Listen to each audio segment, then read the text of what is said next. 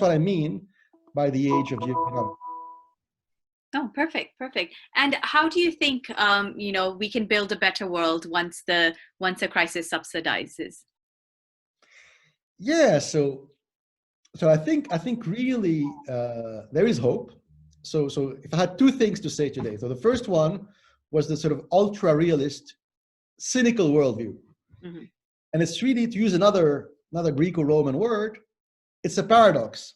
Mm-hmm. Because on the one hand, you have a rise in Machiavellian cynicism or ultra-realism, and the paradox is at the same time, simultaneously, in parallel, you also have a rise in a certain form of idealism, Mm-hmm. certainly in the world of economics and finance, and it is really based to a large extent on the ESG mindset, the environmental, social, governance triptych, Mm-hmm. and beyond the ESG mindset on what we call here at the World Pensions Council, we call it, and I coined the term, and I'm very proud of it for what it's worth, we call it, the SDG-driven world economy. I'm sorry, Nick, I'll just interrupt you here, but could you elaborate what SDG world economy basically is?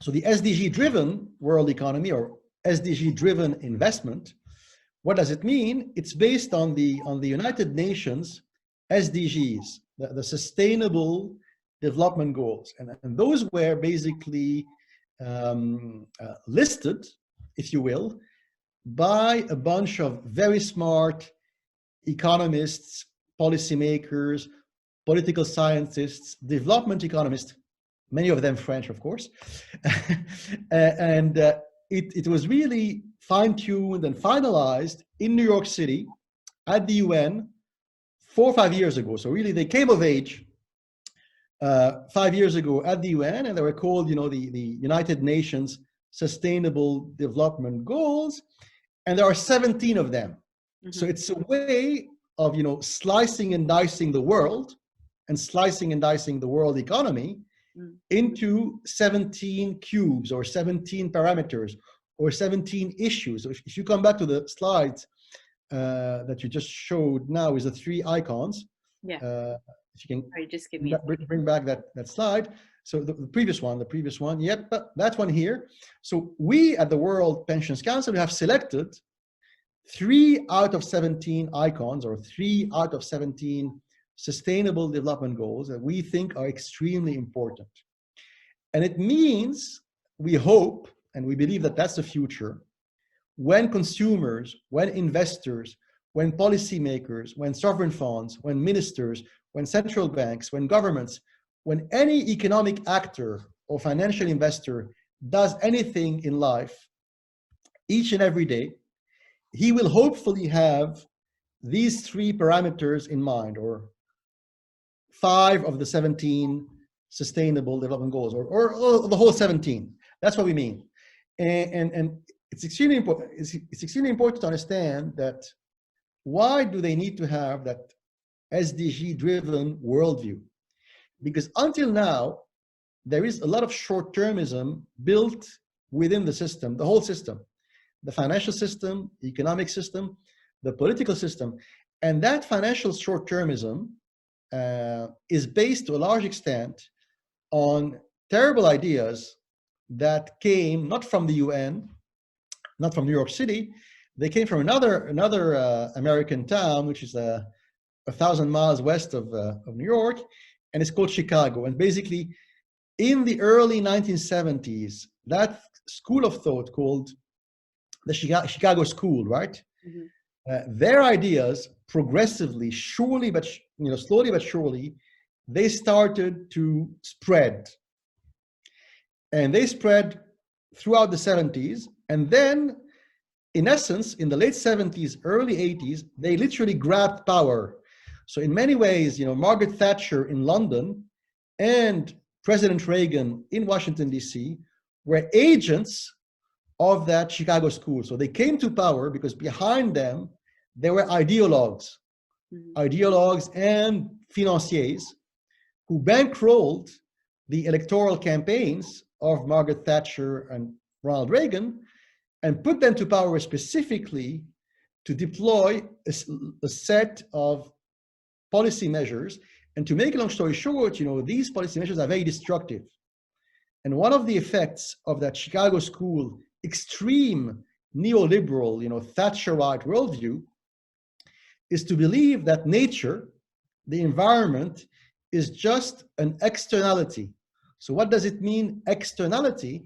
It means if you are the CEO of a chemical company in Bhopal in India, and if your factory producing chemical in India or anywhere else in the world, if it throw away in the nearby river millions of liters of poison every day, and if down the river millions of Indian and Pakistani children will have cancer 5-10 years later, it is not your problem. It is an externality.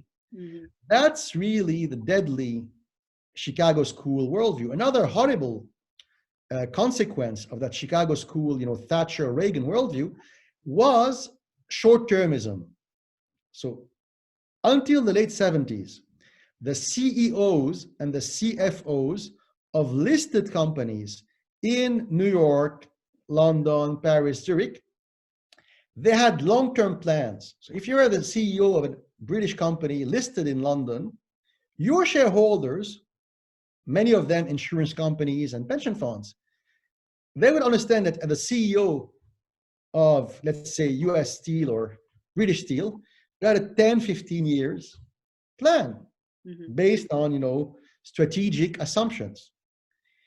And even though you had quarterly earnings, and even though you had meetings every quarter with the financial community in London or Wall Street, you wouldn't be harassed. So the CEOs were not harassed literally every month, every quarter by the analyst and aggressively asked to give them, a detailed assessment of what happened in the past 5 weeks, right? But everything's changed from the early 1980s onward, and the whole world became more and more short-termist.